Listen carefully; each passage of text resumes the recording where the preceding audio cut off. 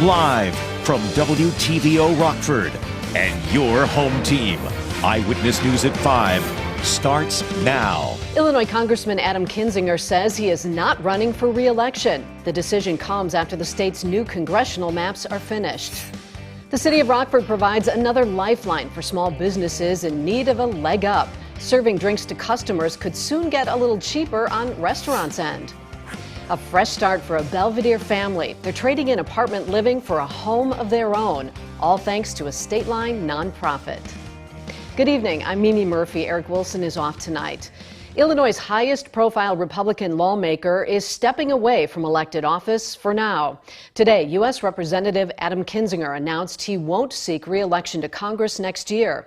A known Trump critic, Kinzinger is one of 2 Republicans to serve on the panel investigating the January 6th incident at the Capitol. The military veteran has represented Illinois for a decade. Now, Kinzinger says he can't focus on campaigning for re-election, knowing the country is so divided. There's little to no desire to bridge our differences, and unity is no longer a word we use.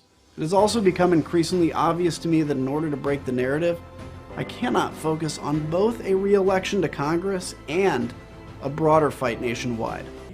Kinzinger has not announced his future plans. The state's new congressional maps would have forced Kinzinger into the same district as Republican Representative Darren LaHood. LaHood says he will run again next year for the newly drawn seat. The Peoria GOP member was elected in 2015 and re-elected in 2016, 2018, and 2020 with 70% of the vote after he was endorsed by former President Trump. LaHood also serves as the National Finance Chair of the National Republican Campaign Committee. Late last night, the Illinois Senate also passed a package of incentives aimed at automakers. The Reimagining Electric Vehicles Act includes hundreds of millions of dollars in tax breaks and other perks. The hope is it will attract companies to build electric vehicles and batteries in the state. Governor Pritzker's office, labor groups, and manufacturing leaders hashed out the deal. It includes language that favors union jobs in new and existing plants. Local state Senator Steve Stadelman says Illinois has the makings to be an EV epicenter. We have a good workforce, and auto companies need workers more than ever right now. And we have a strong educational system, especially the community college system. So we have a lot of assets. We just need additional incentives like tax credits and tax exemptions that will maybe get us to the finish line. The Illinois House already approved the incentives. The bill now goes to the governor. Bars and restaurants hit hard by the pandemic continue to face challenges. The city of Rockford wants to offer assistance in the form of a rebate. Rockford Mayor Tom McNamara says the city's been working to help businesses forced to deal with state mandates and mitigations. Now, he says, the city can help by offering a 50% rebate on liquor licenses. You can see that now that they're still devastated with recent closures of businesses. You can see that they obviously need staffing. We can't obviously do a lot for their staffing, but we can help their bottom line. The license rebate plan passed in committee earlier this week. The full city council will vote on the measure Monday. In a relatively unexpected move Thursday, the Rockford Airport decided to halt its construction project that would have dug up the Bell Bowl Prairie. Earlier this week, the Natural Land Institute filed for a restraining order and injunction against RFD. They've since reversed it. The airport will hold off on its expansion project until March of next year, so new plans can be drawn up that would not disturb the Bell Bowl Basin. The Natural Land Institute says it will continue to pursue legal action to protect the remainder of the prairie if the new plan poses a threat. Winnebago County Board Chairman Joe Chiarelli is also pleased with the airport's decision. The Republican released this statement today, reading in part, quote, "I now call upon the Board of Commissioners and environmentalists to come to the table and determine a solution that is beneficial for both the airport and the prairie." The FAA is expected to warn airlines that upcoming 5G wireless service may disrupt cockpit safety programs. The Wall Street Journal reports the FAA says ground towers may impact some automated features that help pilots fly and land planes. Personal cell phones are not an issue. The FCC and the telecommunications industry insist current evidence doesn't support the FAA's concerns. The new wireless service is set to start as early as December. Belvedere Habitat for Humanity is building its latest house for community members in need. The mother and son tell Michelle Rave getting the keys to their new home will fulfill a lifelong dream. Michelle? A single mother and her son can add a new title to their names as they achieve their dream of becoming homeowners. And it's all thanks to Habitat for Humanity. This is a huge leap right here, from an apartment to a house, but to me at least. But yeah, it's pretty nice. I'm very excited. DeMarcus Davis can't contain the excitement. He and his mother will soon become homeowners. We are going to be living here soon. I can't wait. I'm excited. Davis has lived in an apartment his whole life. His single mother working hard to give them a good life. But he's happy they will soon have a space to call their own. Coming from over there, from an apartment to this house, so it's going to be a little better, a little more freedom, so can't wait. And this was all possible with Habitat for Humanity of Boone County, helping low-income families achieve their dreams of becoming homeowners. Here in Boone County, so far, all of our projects have been new construction. This is our 12th home that's being constructed here, and then we have one other property to build on and another one that it looks like we'll be acquiring in the next few weeks. There is a process to be selected. And so it's based in part on their ability to pay as well as then their need. The selection process is anonymous, so basically the families are presented to the board as family A, B, C, and so forth, and the selection is made each year usually. The Davis family qualified and can look forward to this home in Belvedere. Things should progress pretty quickly here after this, so there'll be painting, there'll be cabinets, trim, things like that, but we're hoping to have them in by Thanksgiving. I'm just going to say that I'm happy for my mom, happy for myself that we can live here, and hopefully, it'll hold up and we can keep it forever. So.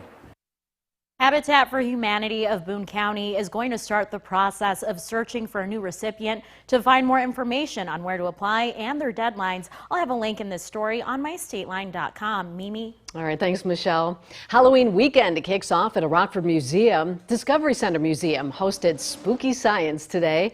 Kids could participate in a not-so-scary scavenger hunt, monster launch, witch pitch, and even make mummies and slime. There were also plenty of festive treats on hand. The event doesn't just make science fun for little ones, it's also a fan favorite for Discovery Center staff. We've got a wonderful staff who love their jobs. Like I said, they love to dress up today. It's one of their favorite days. And we just thank all the families that came out and helped us have a spooktacular time. If you missed out on this event, the museum will wrap up the Halloween season with Smashing Pumpkins. That's when your jack-o'-lanterns can launch through the sky in hands-on lesson on Newton's Law of Motion. Find those details on the My State Line app. Local servicemen and women come together in downtown Rockford today. The Top of Illinois Veteran Stand Down is an organization that works with local businesses to serve veterans who are in need of assistance. Previously, the groups helped over 200 veterans in one day. Since COVID, they had to downsize the event, taking special steps to ensure it was safe. They were still able to provide over 80 veterans cold weather gear, hygiene packs, clothes, and lunch, all free of charge. But it's not just physical things. The group is also making sure our veterans are being taken care of. We provide vendors here throughout the different organizations in the Rockford area and the Madison area, from the VA all the way down to addiction facilities, alcohol and drug, housing. Vendors are here also, and then we also provide free clothing for our veterans and a free meal. The vets were also able to get flu and COVID shots. Stand Down happens the last Friday of October every year. For more information on how you can get involved or become a sponsor, head to mystateline.com. Now, your first warned weather forecast from meteorologist Jordan Wolf. So the first thing that I'm actually going to show you guys is this water vapor imagery. We can see the low pressure system that brought us this rain these last few days. Lots of dry air pushing off to the south now, but we really can see that counterclockwise spin of this low pressure system here. Now as that pushes out, we see these scattered showers pushing through our area into this evening right now. We have a couple of those pushing through right now this afternoon and this evening. Those are going to continue into this evening and a little bit overnight as well. Now, we had lots of clouds today, as we can see on our Mercy Health SkyTrack cam here in Rockford. Those clouds will continue through this evening as well. Temperatures right now in the 50s. Those are going to be dropping into the mid 40s and maybe even upper 40s tonight as we get into the evening. It was a little breezy out right now. We have this north wind that's bringing these cooler temperatures to our area. The wind anywhere from 10 to 15 miles an hour, gusting a little bit more even as well. Futurecast temperatures, let's time this out here. We see temperatures tomorrow, they're going to rise up into the upper 50s. We'll see a few spots of sunshine, a lot more than what we had today at least. We'll see those temperatures drop into the 40s and maybe even a spots hitting the 30s overnight into the evening that night. And then on Sunday, we'll see those temperatures not get very far because this is about when this cold front pushes through on Sunday. So that's going to limit our temperatures a little bit. We're not going to get as high as we would have had that cold front not been there. And then Sunday evening, we'll see those temperatures get there as well. Now we'll see those clouds continue to spin around as we get those outer edge of this low pressure system as well. We'll see a few spots of sunshine, maybe a scattered shower or two tomorrow into the afternoon. But we see those clouds pushing out by the time that we get into Sunday morning. There's that cold front pushing through with those clouds. By the afternoon, though, we have lots of sunshine as we get into the day Sunday. And into the evening, we'll still see some clear skies as well. So your Halloween forecast is looking pretty good for trick-or-treating. You probably won't see any rain. Now, here we have, on the next 6 to 10 days, we'll see much cooler temperatures on our climate outlook from the Climate Prediction Center. That's going to push into us. We're going to see temperatures even into the 20s for the lows. But tonight, though, we're not seeing any of that. We're seeing lows in the mid 40s with a few clouds rolling through. Tomorrow, we'll see a high of 58, mixed sunshine. It'll be mild afternoon, much warmer than what we had in these last couple of days. Now our Halloween forecast, let's check out our weekend here. Now I think Saturday is going to be a little bit of our nicer day. So if you have events going on Saturday, that'll be your target for your trick-or-treating. On Sunday, we do still see temperatures into the 50s. No rain really for Sunday, though, but that cold front will have pushed through by the time that we get into that time there. So on our next 7 days, we're seeing our much warmer temperatures near the front of that. There's our Halloween forecast with those temperatures that will be staying in the 50s. But then by the time that we get into the week, look at this. We see that cooler air starting to move in with temperatures in the 40s and lows in the 20s. We'll probably see our second freeze of the season. We had our first last week. We'll probably see that second one coming up here in the next few days. But we see lots more sunshine, definitely a lot drier as we get later on into this week. Now, the Napleton Sports Desk with Sports Director Scott Leber. Well, the playoffs are here, and high school football first-round action will be playing out tonight and tomorrow. The East E-Rabs take the field tonight in Cary Grove. The E-Rabs are in the playoffs for the third time in 4 years. They did not make it out of the first round the past 2 times. They'll have their work cut out tonight against a Cary Grove team that is 9-0, and it won the Fox Valley Conference Championship. And Cary Grove is ranked second in the state in Class 6A.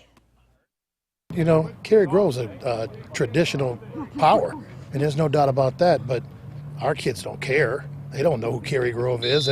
Half these kids ain't even been that far that way before, so it's not that big of a deal to us. We're going to go out and compete and get after it. Ever since I've gotten here, I feel like we've always been an underdog, and we always have something to prove. Every week, every day, every second, every minute, being an E-Rab, you got something to improve. Here are the other games of note tonight. Boylan is at Chicago Brooks. Belvedere North is hosting Grays Lake Central. Rochelle will host Chicago Peyton. Marengo is playing at Joliet Catholic. Byron will host Chicago Catalyst. North Boone is playing at Princeton. Galena is at Forreston, and in 8-man football, South Beloit plays at Flanagan Woodland. David Greenberg and I will bring you the highlights, plus a peek ahead to tomorrow's games. Tonight on Overtime on Fox 39. That'll come your way after the World Series game and a half-hour version of the Fox 39 News. The Bears will not have Khalil Mack Sunday against the 49ers. He's been ruled out with his foot injury, but the Bears have activated Robert Quinn for the game. Tough blow for the Packers. They've lost tight end Robert Tonyan for the rest of the season with a torn ACL. It happened last night in the third quarter of that game in Arizona. Blackhawks owner and team chairman Rocky Wirtz wants Brad Aldrich's name removed from the Stanley Cup. Wirtz has made that request to the Hockey Hall of Fame. Aldrich is the video coach who allegedly assaulted former Rockford Ice Hog Kyle Beach in 2010. That was the only Stanley Cup championship season that Aldrich was a part of. Wirtz apparently did not request to have Joel Quenneville or Stan Bowman's names removed from the Cup. Jordan, we'll have a final look at weather in just a moment, but first, here's a look at what's to come on News Nation tonight. A controversial defense of critical race theory. What this Rutgers professor said about white people that have some questioning how she still has a job. That's coming up on Balance tonight on News Nation. Now here's a look at tonight's Dan Abrams Live.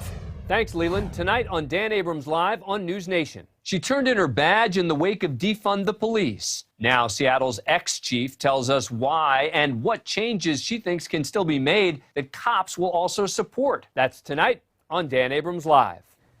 That's all coming up tonight on the fastest growing cable news network in America, News Nation. That's available on the cable and satellite stations you see here. You can also head to newsnation.com.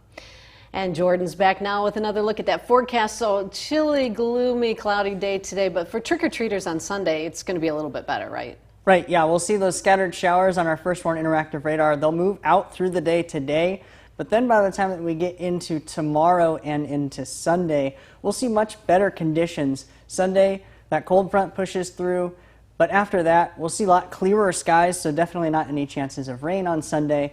But then after that, we see much cooler temperatures in the 40s and lows in the 20s with potential chance for freezes in those couple of days coming up there. But we do see lots of sunshine to head out that as well. From a 28 to a 58 on your 7 day, that's quite a stretch there. All right, thanks, Jordan. And thanks for joining us. We'll see you again at 6.